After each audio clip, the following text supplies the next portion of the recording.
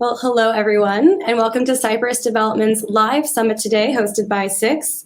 I'm very pleased to introduce Dr. Bill Willoughby, President and Chief Executive Officer. Joining us soon will be Bram Jonker, Chief Financial Officer, and we have Spiros Kakos, Vice President, Investor Relations, on the line. Dr. Bill is going to walk us through a company presentation. After, we will be accepting questions live. So as a reminder, you can submit your questions at any time throughout the presentation on the Q&A panel on the right-hand side of the screen, and we'll get to them after the presentation. And as always, the summit is recorded and will be available to watch afterwards on Six.com. So without any further ado, I'm going to hand it over to you, Bill. Great. Thank you, Dasha. Pleasure to speak with everyone today and talk about Cypress and our company. And we have a news release that went out this morning about results from our pilot plant program in Amargosa Valley. That will be open for discussion and questions at the end of our brief talk. We'll run through a brief talk of the project itself, just to, if anyone's new to it, can get a background on where we are and what we're trying to achieve. And then we'll go into the details on the pilot plant and our program. So this is a view in the opening slide of our project site. It's in Nevada. We're halfway between Las Vegas and Reno in Clayton Valley. We're standing on our clay deposit. Cypress's project is about extracting lithium from a clay. We have an extensive clay deposit under our feet. In this slide, we're looking across to where we plan to construct our full metallurgical facility for the actual operation. You can see that the vegetation here is fairly sparse. It just has a thin gravel overburden. It's a really good place for a project site. If we were to go over the top of this ridge, we come into Clayton Valley proper. That's the site of Albemarle's Silver Peak lithium brine operation. Some cautionary statements. So for some compelling reasons why Cypress is strategically well positioned at this point in time. Like many clay deposits in Nevada, we have a large lithium resource in clay or claystone. It's a multi-million ton LCE, lithium carbonate equivalent, and resources and reserves. But to convert those resources into reserves, you need some technology to do that. You need a process. And at Cypress, we've developed what we think is a very unique and sustaining process in that we're using a chloralkaline leach first to extract the lithium from the clay. And then secondly, we have a proprietary direct lithium extraction DLE process, as we call it, which is we purchased from a company, Chemionics in Ontario. It's called LionX, is a process that's based on ion exchange. And that's our means of extracting the lithium from solution once it's extracted out of the clay, and then being able to separate it from the unwanted elements such as magnesium, calcium, and potassium. We also have the facilities to do our project in that we have a large metallurgical pilot plant facility now in Amargosa Valley that's dedicated to our project. We also have a sample preparation facility over by Tonopah Airport, which we're using for sample prep, storage, and administration. And finally, water is critical in Nevada. It's can't do a project without it. Last year, we were able to secure our water rights sufficient enough now for our project to go ahead at full scale. And Bram has joined us, our CFO. I see. Good morning, Bram. And Bram has just good. Okay, good. Talk briefly about some objectives for the year and things that we've already accomplished. In January and February, we completed a bought deal financing. That is a broker offered terms financing in which we brought another $18 million into Cypress's treasury. We already, at the end of last year, had $23 million in the treasury, so that makes us very well financed and positioned for the work ahead of us. We expanded our lease on our pilot plant facility in Amargosa Valley. We now are leasing all of a 12,000 square foot building on an 8-acre site. We completed continuous 24-hour-a-day tests, and those are the basis of the results that we're going to talk about today. Those have been very positive and will now feed into a feasibility study. Contracted Wood Engineers, a large engineering group, to head the feasibility study. And they'll also be helping us out now with the environmental side of things. And then we're also doing a bulk sample, get a larger sample to keep the pilot plant running throughout the year. continue not only feeding data for the feasibility study, but also looking at ways to optimize and improve upon our process. And that's something that's a unique feature of our facility, in that we're able to shape our program around our own desires. And that's a very positive thing for the company. And then finally, we're working on our water right permit to relocate our point of diversion and doing the hydrology to best utilize our permit in providing water supply to the project itself. Spiros, you could say some words about our share price and structure and where we're at. Thanks, Bill. Yeah, shares everybody can see. This is using the share structure from February. We'll update it next month, and actually probably by tomorrow. So we got 143.2 million shares issued and outstanding, roughly 170 fully diluted. Market cap's just around over 230 million right now. Cash position, which is what everybody's interested in. We had reported roughly $23 million in Q3 and brought in, as everybody knows, from the bot deal that Bill was just talking about, $18.1 million. So total roughly around $40 million in our treasury. We'll have the updated numbers when Brom finishes publishing the Q4, the numbers, which should probably be out sometime in April or the middle of April. On this slide, you can see, we've all the stock price has taken a hit in the new year. A lot of it had to do with interest rates coming up. Job numbers in the U.S. were really bad. Then, of course, everybody's been affected with the war in Ukraine, excluding the oil and gold companies. But we seem to be slowly but surely bouncing back. One thing I do want to point out here is that the company did get picked up by Alliance Global Partners, who initiated coverage earlier in the month of March. So if anybody wants a copy of that report, just feel free to contact Alliance Global Partners, and Jake will be able to kind of get that for you. Yep. Continue on. Our board of directors, led by Cassandra Joseph, is our chair. We have Brian Disher, Ken Owen, myself, Don Myers, and James Pettit. Very strong board and experienced. And our management team is all experienced in Nevada, both with operations and development. Myself, Bram Jonker, who's now joined us again, Daniel Kalmbach, Adam Knight, and Spiros. We have all worked on Nevada projects.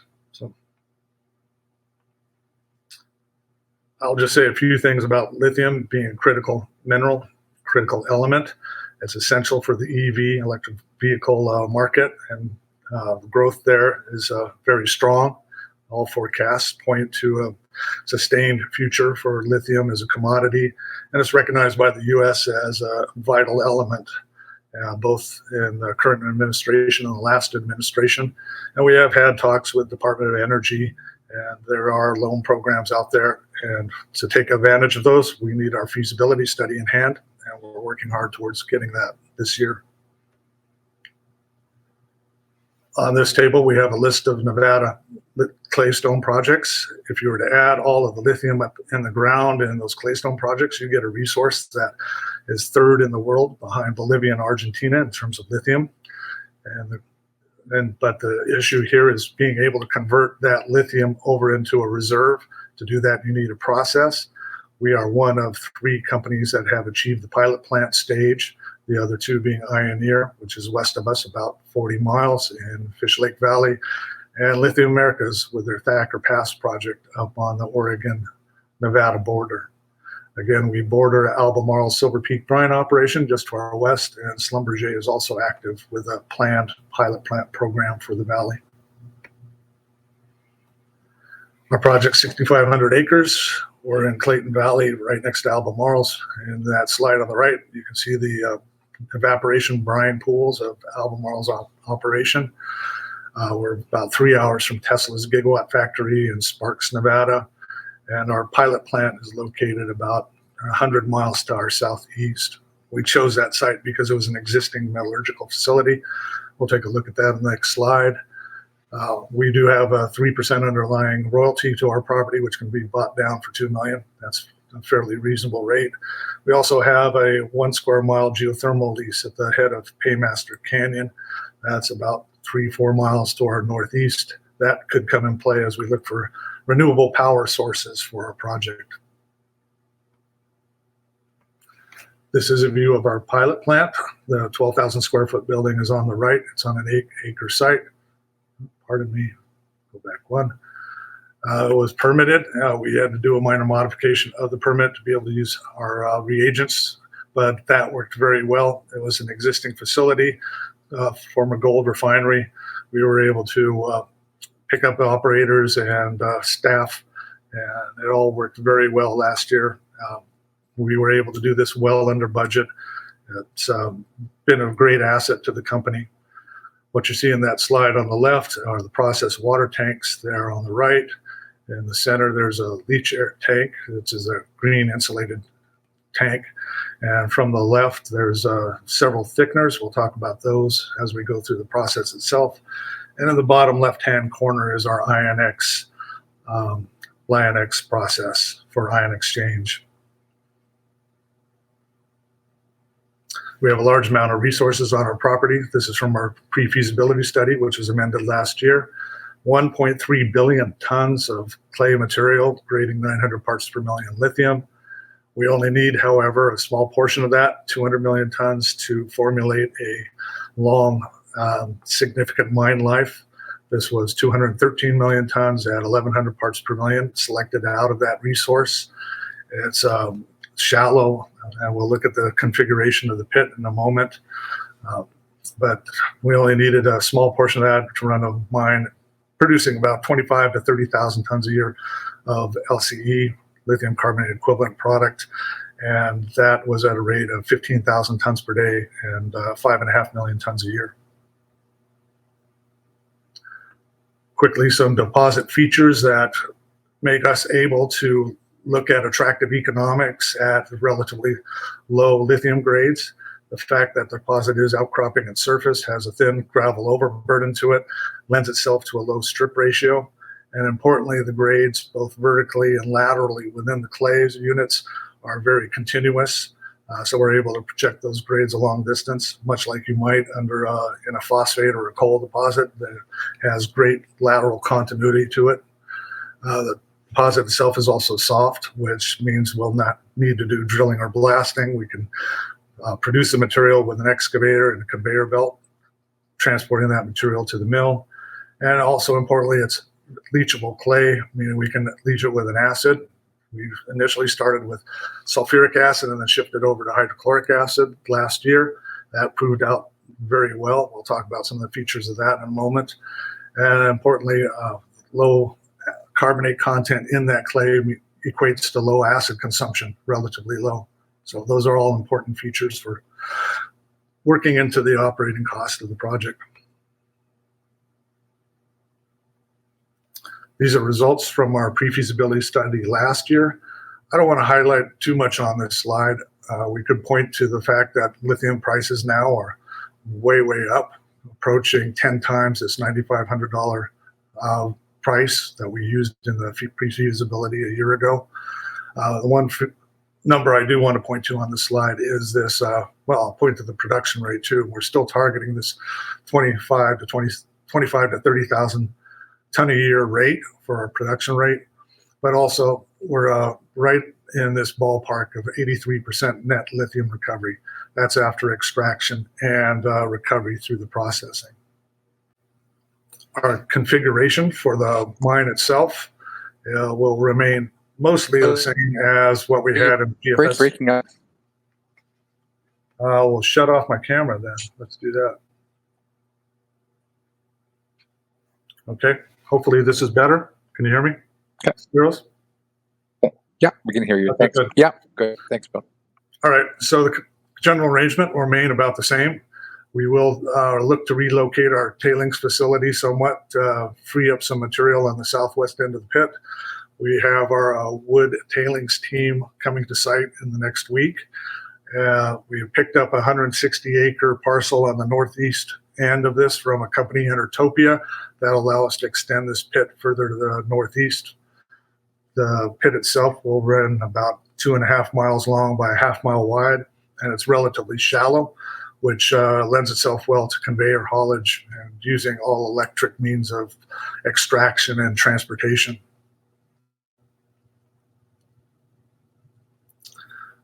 Brief comment on our processing.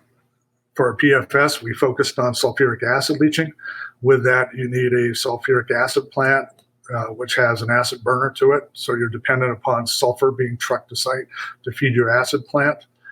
We lose the benefit of having a cogeneration power plant when we move away from that source. But we also pick up some features which make the whole process potentially more sustainable. And it's sustainable in the fact that we can use a sodium chloride brine, which is abundant in our water system around Clayton Valley.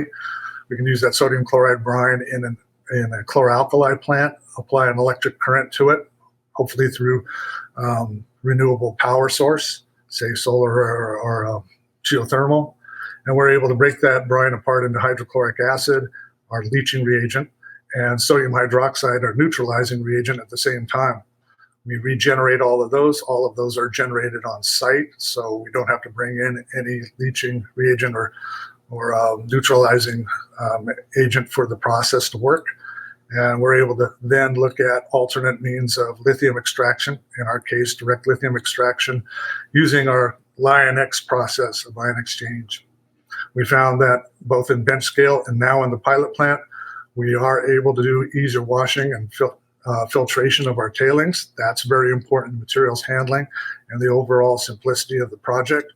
And also we were able to achieve higher slurry densities, being able to use less water, makeup water, which is critical given that we're in a location where water is a premium and we want to conserve water as much as possible.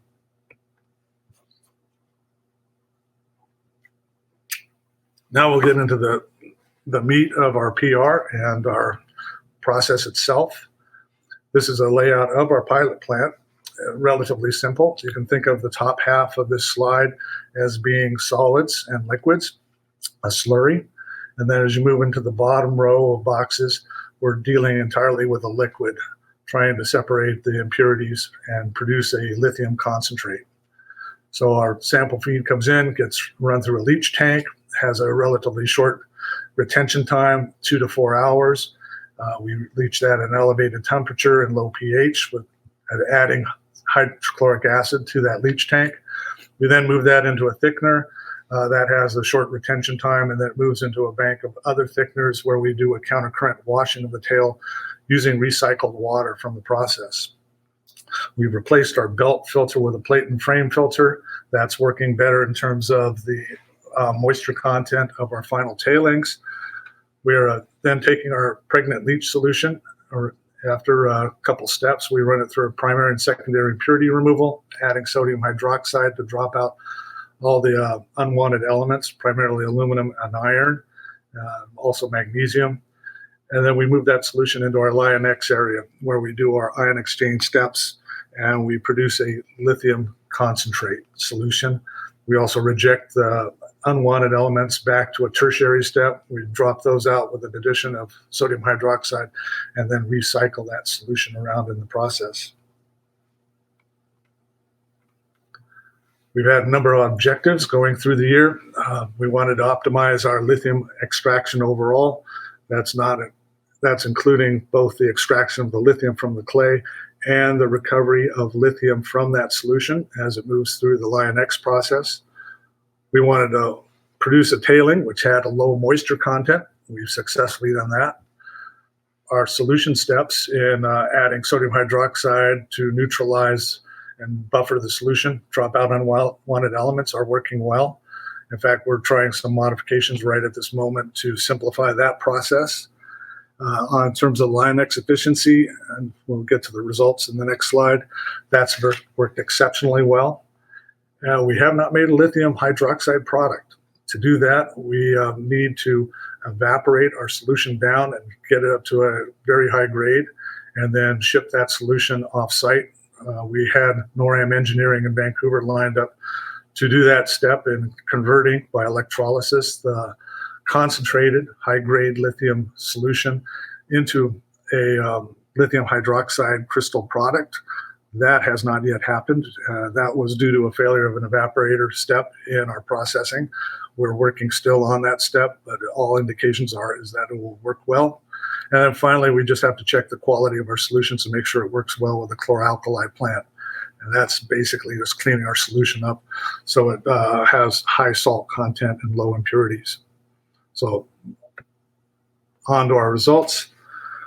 We have been able to, that last step, we haven't achieved the high grade concentrate, but we have made a solution grade in 2,700 parts per million lithium. Insignificant impurities, meaning the magnesium, iron, and other elements are absent.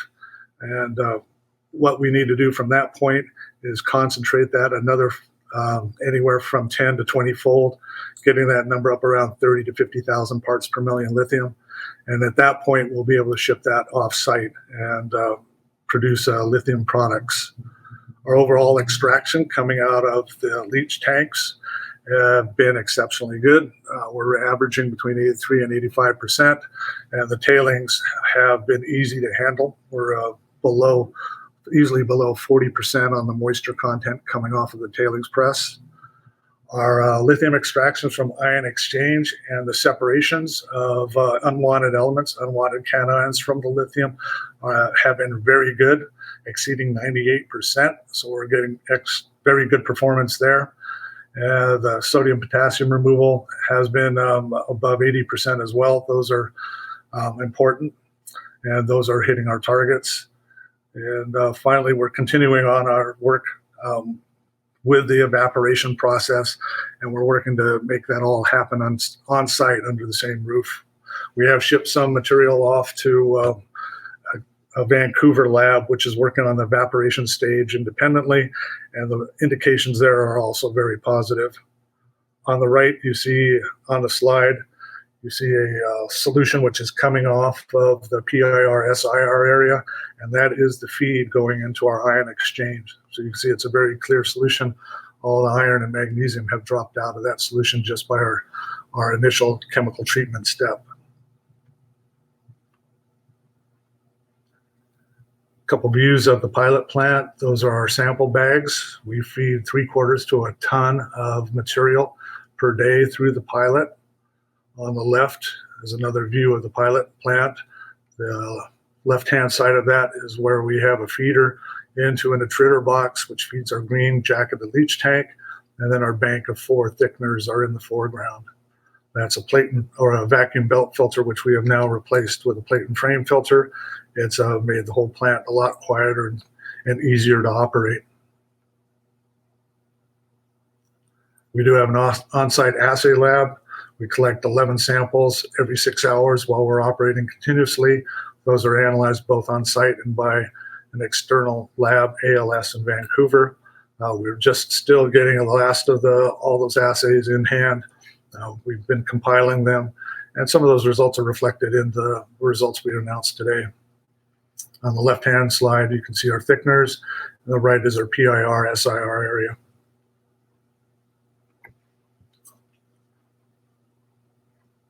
So a few points on ESG values with our chloralkaline process and DLE. We've worked to develop a process which is self-sustaining. We don't need to bring sulfur to site. We don't need to have a cogeneration power plant. We can operate just with a renewable power source that should lend itself to a project which has good ESG values and low carbon footprint to it. Summary, the company is in a great position financially and in terms of our project. We do have our pilot plant running, continuing work. The results we've announced today and going forward into our feasibility study will drive the project to the next level. Permitting looks favorable. We're working hard on that. Okay. Use flow and catalysts upcoming. We are still running on our extraction tests. We've just completed another 7-day continuous run. Our pilot plant is producing a high-grade, intermediate grade concentrate. That's got to be upgraded through evaporation. We may contract that off-site, some of that work, but we're working to build an evaporator on site that will be up to the task. And finally, our feasibility study is underway, and our wood engineering has their environmental and infrastructure people on it as well. Okay. We can open this up to questions now. Spiros? Great. Yeah. Thanks, Bill. That was great. I've got a question here. Jake is asking, any color on the timeline for the remainder of the test work? Can you just walk us through the next steps before achieving the production of a final battery grade end product in sometime in the second half of 2022? Yes, well, let's start with the last part of that question. To get to a battery grade product, we definitely need to take that intermediate stage solution, which we have. We now have about 1,000 gallons of it, I think, on site. That needs to be evaporated down and produce enough solution that we can take it to a pilot facility in Vancouver and run it through electrolysis to make lithium hydroxide. So that we expect will happen in the next quarter. Mm-hmm. And that will get us to a lithium product. There is also the option that we have of producing lithium carbonate instead of lithium hydroxide. We will likely examine that option as well. So 2 steps right there in terms of getting to battery grade. First step is ahead of us is just doing that final concentration, getting the numbers up to 30 to 50,000 parts per million up from our 2,700 that we have on site. The indications, however, and the fact that we have low impurities, and we also have done some test work preliminary in upgrading that solution through evaporation. We know from that the solution does look very favorable for making a final product, whether it's going to be carbonate or hydroxide. We're confident that we can, if we need to do another ion exchange step to clean that solution up, we can, or if not, we can just go straight to making a product. So now to what was the first part on that question? Oh, yeah. The first part was any color in the timeline for the remainder of the test work. Can you just walk? Sure. So the test work, definitely all the assay base that we've developed and the test work, the flow rates, the mass balance, all that information that we've collected so far is relevant and will feed immediately into the feasibility study. Our process team has already met and laid out what requirements they need to start the work. I think we'll soon be into doing some scoping on the equipment selection, and that engineering process is already starting. The remainder of this year, we'll definitely be looking to test another material. That's what the purpose of our bulk sample is, to get a bit deeper into the deposit.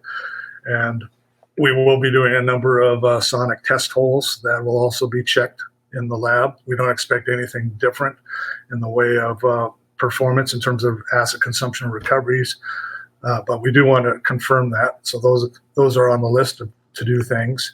Mm-hmm. And we're also looking at ways to modify the process as we go through and make it better.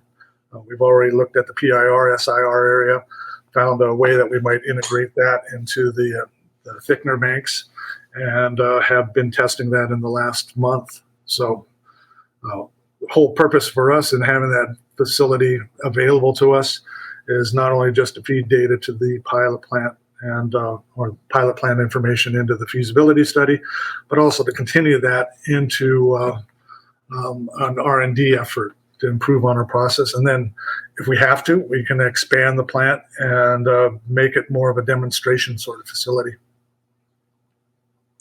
Great. Thanks, Bill. Maybe you should go back on camera too. I'm getting a lot of people saying Bill's disappeared. So yes, that works. Okay, I'll stay off camera for now. I'm back. Now, Mark from Noble Finance has a question here. Would you please discuss the advantages and disadvantages of being... I can't hear you now. Let me chloride based. Turn that off. Yes, Spiros, you're just a bit choppy. Bill, it's not your end, so I can actually ask the question. Okay, would you In the please? back of camera, yeah. Can you please discuss the advantages and disadvantages of using a chloride-based versus a sulfide-based leaching process, and durability of test work and results to date regardless of which process is employed? Well, we were seeing similar results in terms of lithium extraction using sulfuric acid and hydrochloric acid. Our extractions were in that 80 to 90% range. We did have a different suite of impurities.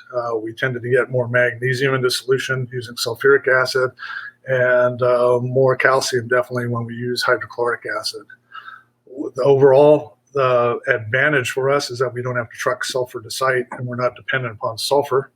A disadvantage out of that is you lose your cogeneration power ability, since a sulfuric acid plant, by virtue of having burning sulfur, has that heat source which is able to generate electricity. We instead would have to look at a power source, but under the current environment where we have inflation taking hold, and we know definitely the price of sulfur has gone up several times since we did our PFS last year, we're not dependent upon that as our supply. So on the power side, we do need a lot of power to run this process, but we're in one of the best places in North America for solar power and geothermal. So it's quite likely we can find a renewable power source that will run the process.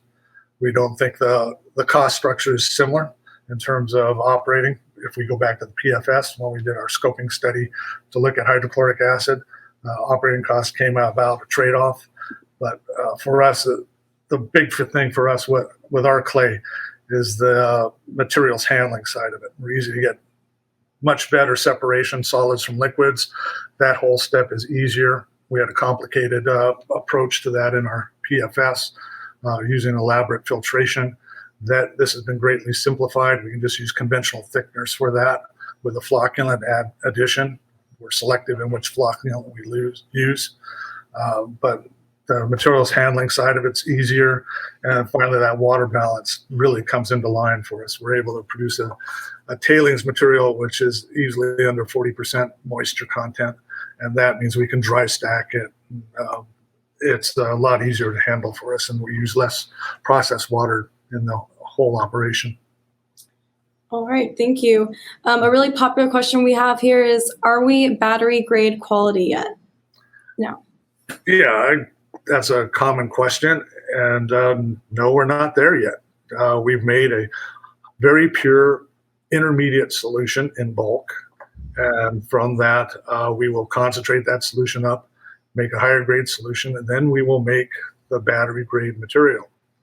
And until we get to that point, what does battery grade mean? Battery grade is what a particular manufacturer of batteries needs. We know generally what those impurities are that are we don't want to have in our final product. And it looks from all indications. Everybody who's looked at the intermediate solution, we've done tests making a final solution.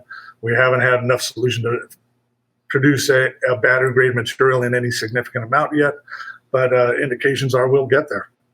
So Great. We're confident in that step. Thank you. Adrian's asking, what do these preliminary test results mean with regards to being able to produce battery grade lithium carbonate and our hydroxide? Well, less so on what they mean relative to the end product. We're confident in where the end product is going to wind up. But importantly, they confirm our basic understanding of the deposit, that we have a process here that works.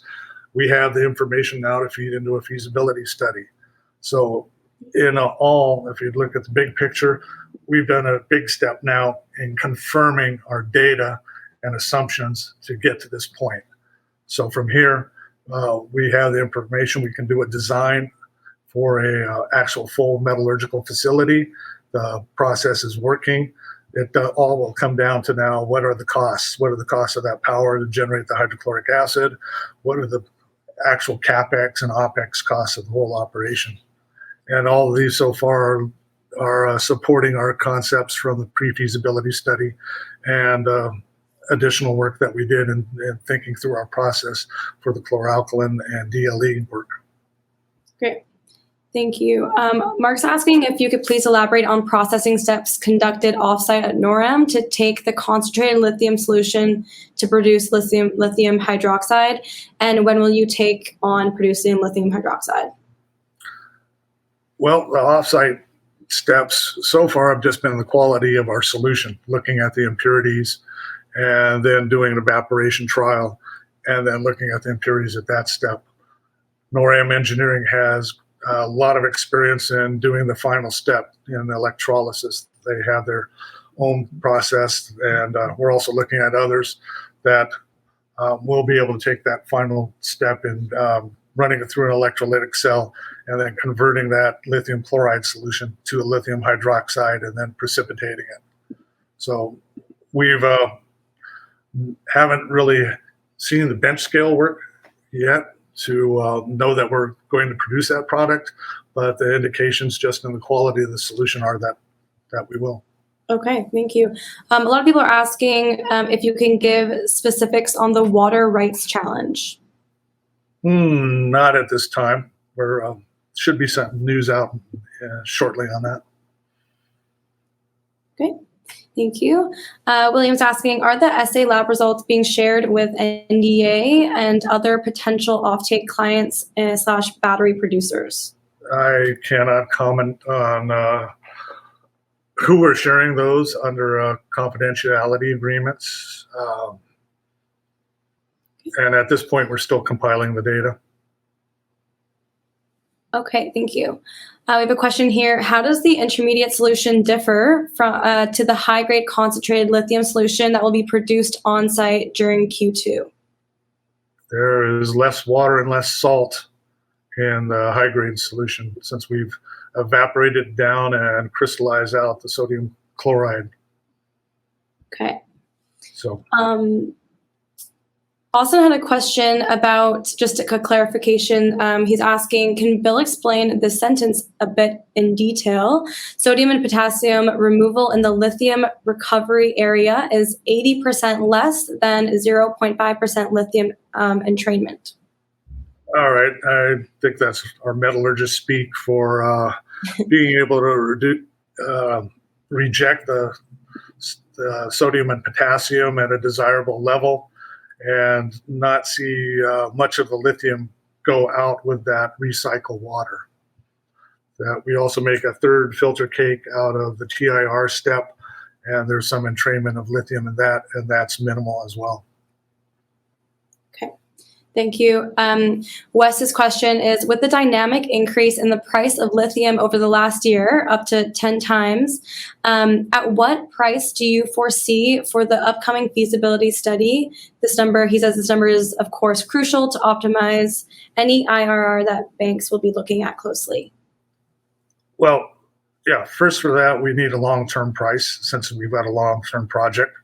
So we can't go from what this year's price is and last year's price. We have to look long-term and where the growth rate is going to occur in lithium supply and demand. We will have already subscribed to Benchmark Minerals as a source. We'll look for other sources. And at the time we finally get down to the economics of the feasibility study, we'll be looking hard at that price. Okay. Alessandro has a question about the cost and CapEx, given the general strong increase. Sorry, the question just disappeared. 1 second. Given the general strong increase in cost of materials and energy, do you expect a steep increase in CapEx needed for the plant and in the operating costs? Where do you see the highest risk on the cost side in terms of overall value on the project? Well, the key part of this process, and it has the analogy going back to sulfuric acid, is the acid plant. That's probably a third of the total CapEx will be in the acid plant. So we look first at that and what that number is going to look like. Chloralkaline plants are very common in the world. We know the size of it already that we need to support our production. That number we should be getting to fairly quickly and seeing how does that stack up in the current market, current inflation environment. Obviously, we've got steel components that have to be specialized steel. We have a large amount of tankage and pumps. Definitely, electrical supply is based on copper. In Nevada, the labor costs are up, so there is an inflation component we're going to have to take into account on it. We will try to work on the project and the scale of it to be an appropriate size and not blow out the CapEx.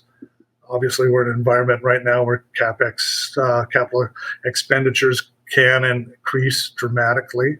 So we're very conscious of that and going to pay close attention to it. Okay, thank you. Taylor is asking if you can explain the need for evaporation. Isn't the point of DLE to not need evaporation? We're talking now about mechanical evaporation rather than big solar ponds, having a lot of pondage out there. So yeah, you do have to eliminate the water, and you do that with a mechanical evaporator. We elevate the temperature on that and likely do it under a vacuum so the temperatures are lower. But that water is then recycled back to the process because you capture it as steam. It's not the same as a lithium brine where you put that 200, 300 ppm brine out into a evaporation pond and let it set for 2 years. So one of the functions of DLE is to conserve water and then be able to recycle it. So. Okay. Thank you. Ethan's asking, could you provide some insight on the recent property acquisition and its significance to the future of the project? Well, that's the Entertopia 160-acre parcel, which is at the northeast end of our pit design. The significance of that is that we know from their drilling that it's similar grade. There's one or two nice intercepts, and there are a couple drill holes on it. It allows us to extend our pit to the northeast. That's important. And as we go into the feasibility study, we'll be looking to see if we can optimize our production schedule by putting more higher grade material earlier in our mine life. And finally, with a longer pit, we're able to make it shallower, and shallow production is a much better opportunity for us than going deeper. The deeper you go, the more difficult the extraction becomes. So we're first able to extend the pit length, we're able to shallow it out, and then we have the potential to optimize our production schedule with it. And we have taken a preliminary look at what those numbers look like, and it made sense for us to do that acquisition. All right. Adrian's wondering if Cypress Development is waiting on anything from NORAM. NORAM engineering, I suppose. Yeah. Not at this time. At this time, the evaporation step is all on us. Okay. The follow-up question was, what is the expected timeline for NORAM to produce lithium hydroxide samples for potential clients to evaluate? Once they have the material in hand, our solutions, it should be about a 1-month process. Okay, thank you. William's asking, has there been any update on the appeal of the water rights extension to demonstrate beneficial from the other junior exploration company with the state engineer? That was the same question as before, and I'm not going to comment on that today, but I'll say that there's news forthcoming. Great. Thank you. Austin's asking why, okay, that's not, 1 second. Okay, so Wes is asking, he says, great pilot plants results, Bill. When do you expect feasibility to be completed? Our timeline that we have worked out with our consultants has it being completed by year end. So a lot of that's dependent on how quickly we can assimilate the results out of the pilot plant, what additional steps are needed, and getting everybody on board with the studies that are required. Okay. So target is the end of the year. Great, thank you. A lot of these questions are similar, so I'm just making sure that we've covered everything. Spiros, feel free to jump in if you think there's something I've missed. Great. I'm just worried that my internet's choppy, I guess. Here's one. Bill, this is from Chris, can you comment on potential for inflationary cost pressures on OPEX and CAPEX? Well, I thought I had just done that, but yeah, we're definitely in the environment where labor costs are up, copper prices are up. We need that copper for wire. Steel prices are up. So we can expect that construction is going to cost us more. Operating will cost us more. I feel really good that looked at the chloralkali approach in that we're not dependent on a sulfur as a supply source. We can look to just power costs, and power costs have not increased that much yet. And if they do, we have the opportunity here to look at a renewable source of our own and being able to generate our own power for the project. Great. Here's one from Corey. I'm going to answer this so you can help explain, because a lot of people might are thinking about this. Could the 2,700 parts per million solution be evaporated by conventional means, i.e. evaporation pods, if we had more land? Well, you could, but it takes time. Where we're at in Nevada, we evaporate somewhere around 80 inches a year. Precipitation is only around 7 inches, so you've got a huge amount of evaporation that goes on. But then we would just be into a time frame where we are waiting for that evaporation to occur and move it from pond to pond. Mechanical evaporators are not all that unusual or expensive. They're not that expensive to operate. So the evaporation side can be done best in a plant setting. Plus, we get that recycled water back from it. Okay. Thanks, Bill. Another one here from Mark. How difficult would it be to move from 2,700 parts per million lithium to 30,000 to 50,000 parts per million lithium? Is it more of a function of the evaporation process or the feedstock? It's entirely just evaporation at this point. We've done about all we can to get that grade up. And then the next step is just to run it through a mechanical evaporator. So, I mean, this is not on there, but I'll throw this out you because I get this question a lot. Scaling up. How do you feel about scaling the project up? If you look at the pilot plant right now and imagine it as a larger scale production facility, I think there's no issues and that we've got something that's entirely doable. You're not going to scale up this from 1 ton a day to 15,000 tons a day. You'll break the plant up into several trains. So you might have 4 trains of leach circuit plus thickeners. Maybe you have 1 large thickener train at the end, but your scale factors are at a point where everything is reasonable considering the technology we have, and it's all conventional steps. The comminution, breaking the clay apart, that's a standard step. Just run that through in a tritter and add the water to it. The leaching is very standard.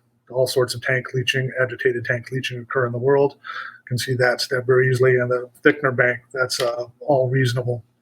The chemical treatment area, if we're doing that separately, that is always done. Every conversion plant for lithium does that. And the ion exchange area, that's all quantifiable. So I feel very good that we've got a scalable process right now. Perfect. Thanks, Bill. Here's one. Will the holdup with NORAM converting the evaporated material to end product delay the feasibility study? No, I don't think so at all. I think the bulk of the work that we're doing is in the leaching and lithium extraction area. We know what an evaporation step's going to look like, and the tail end of that is just what we have the option on making it a carbonate or hydroxide. It's evaluating which one we want to go to. Great. Thanks, Bill. I'm trying to answer every question that's out here. Here's one from Daniel. It says, is technical process of extraction in any way unique for Cypress versus competitors? No, we're absolutely unique. We're unique in the fact that we're using a proprietary process on our ion exchange. We're unique in that we're using a chloralkali process for leaching And that's entirely from the fact that we're in a chloride basin and have that water resource available to us, that salt source. So we're definitely in a position that would be hard to replicate somewhere else. Okay, great, thanks. Here's one. Dr. Bill, now that the internal process are configured and working as expected, can you elaborate on the extraction of various REEs? What types, quantity, and how are these REs will add value in addition to the lithium extraction moving forward? Thanks and kudos to you and the team. Your hard work and dedication is much appreciated. Yeah, I'll just end that thought by saying thanks to the whole Cypress team. All our people have done great in bringing the project to this point, both the management and the board, all very dedicated to bringing the best value to our shareholders. So back to the rare earth question, that was something we saw early with the pilot plant, that it was something we were going to have to research, and it was going to take time to do it. It would likely involve either doing some separation out of the PLS as it comes off the leach tank, or after we neutralize that PLS and drop out a filter cake, which we were doing through the 7-day trial. And that was precipitating, actually it was most of the 14-day trial as well. We're precipitating a red filter cake coming off the PIR SIR. We would have to look back on that filter cake now, do more assay work, and determine if we can re-leach that filter cake to get the rare earths out of it. That's likely where the rare earths are being deposited, along with the iron and the magnesium. So more work to be done. Right now our focus is definitely on the lithium side. Produce lithium first, maybe some other salts, potassium sulfate, potassium carbonate, potassium chloride might be products. Okay. I got time maybe for 3 more questions here. We had a lot. Is scale up, sorry, this keeps moving. Is scale up then effectively only limited by physical building size and water availability? Going beyond the 15,000 tons a day, I assume he means? Mm-hmm. Yeah, well, water availability is first. Can only expand the project to the limits of what our water right has at this point. There's some potential for looking at other ways to obtain additional water that we have in mind. But for our first basis for the feasibility study, we're working within our water right for that. But yes, it's what are your other critical elements? And one major one for us now is power supply. Do we need 100 megawatts for the project? And if so, where do we get that? And can we get then 200 megawatts? We can build it as big as we want, assuming that we have the power and water to do it. Okay. Here's one. Has any work been, kind of related to this, has any work been done to evaluate the potential power generation from the geothermal lease? Not yet. We're maybe you could talk a little bit about the geothermal. The data available, a lot of geothermal work in there. Yeah, well, we have a 1 square mile geothermal lease that's just north of the project.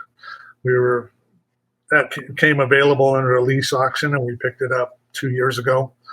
But I know that several geothermal companies are active in the area, and there is geothermal potential right in the basin. So something that we are going to evaluate. Wood's infrastructure team is going to take a look at that, and also solar as a potential source for us.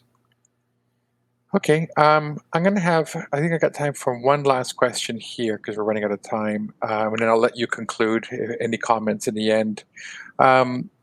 This is one from Ethan. Do you foresee the project becoming a joint venture, or is Cypress prepared to go to production alone? Now, we get a lot of this. I mean, I get this a lot from people. Do you want to go to production? How timeline for that too would be good. Might as well throw that in there as well, and maybe talk a little bit about the permitting and the steps required. Or do you just JV versus selling the company? What do you want to do? Well, we'll wind up on that last part as a summation of this talk. But for the timeline, we're probably a year out from getting the feasibility study done and doing the financing work that we need to move ahead. Maybe longer on the financing side of that. Permitting could start as soon as we have a plan of operations in hand, which I'm hoping we can do that this summer. And that starts the clock on an environmental impact statement. You can just round that off to about 2 years and a process. Puts us somewhere into 2024 on a timeline, and then constructing the project after that. So figure a year after that puts you in 2025, 2026 area. So I like 2025. yeah, we all do. So faster is better. It depends on how much support we get out of our federal government as we move ahead. This is a U.S. project. We're very U.S. focused in terms of producing a domestic source of lithium. So, and then we'll wrap up with the last question. What do we want to do as far as a joint venture or selling the company or X, do it ourselves, get a loan? We're going to do the best thing we can do for our shareholders. That's the first and foremost thought. I have a personal lean towards doing it myself, going to production. If there's a good JV partner that might be next door to us that wants to join us, I welcome that discussion and moving ahead with that. So, but we're absolutely going to do the best thing for our shareholders as we go forward, and the team is all focused on that. That's great, Bill. Great. Okay. Thank you so much. Right. Appreciate everyone's time, and thank you for listening to us today. Yeah, thanks everybody, and Bram, thanks. I know he had some technical difficulties and had to hop off, but I know he was his heart was there, was dedicated to this.